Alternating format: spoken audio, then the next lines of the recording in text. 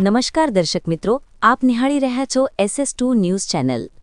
લીલિયાના ગુંદરણ પાસે બાઇક વાહન પાછળ ઘૂસી જતા બાળક સહિત 3ના મોત, એક જ બાઇક પર સવાર 4 શ્રમિકો ભારે વાહન પાછળ ઘૂસી ગયા, એક ગંભીર રીતે ઈજાગ્રસ્ત, વાહન ચાલક ફરાર।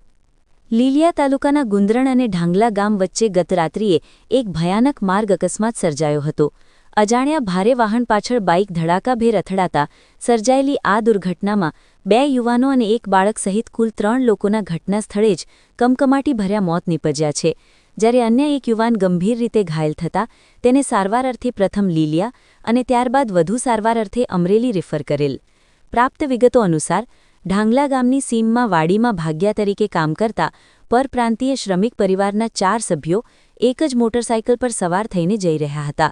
રાત્રિના અંધકારમાં ગુંદરણ અને ઢાંગલા વચ્ચે આગળ જઈ રહેલા કોઈ અજાણ્યા ભારે વાહન પાછળ મોટરસાઇકલ ઘૂસી ગઈ હતી। અકસ્માત એટલો ભીષણ હતો કે બાઇક સવાર યુવાનોને સંભાળવાની તક પણ મળી નહોતી। અકસ્માતમાં 12 વર્ષીય માસૂમ બાળકની ખોપડી ફાટી જતા તેનું સ્થળ પર જ મોત નીપજ્યું હતું। આ અકસ્માતમાં જયેશ બરસિંગ ઉંમર વર્ષ 17, હેમરાજ સવેલસિંહ ઉંમર વર્ષ 14, રૈલેશ સવેલસિંહ ઉંમર વર્ષ 12ના મોત નીપજ્યું હતું, ત્યારે સુનિલ સવેલસિંહ ઉંમર વર્ષ 18 ગંભીર ઈજાગ્રસ્ત, લીલિયા સિવિલ હોસ્પિટલ અને ત્યારબાદ વધુ સારવાર અર્થે અમરેલી રિફર કરેલ।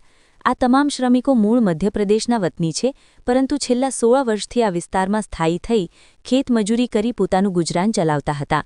એક સાથે 3 યુવાનોના મોતથી પરિવારમાં હૈયાફાટ રુદન ફેલાયું છે।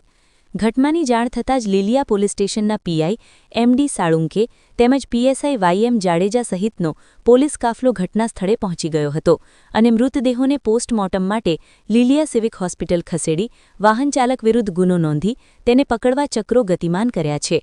Bureau report Farooq Bilakhia, Amreli, SS2 news channel.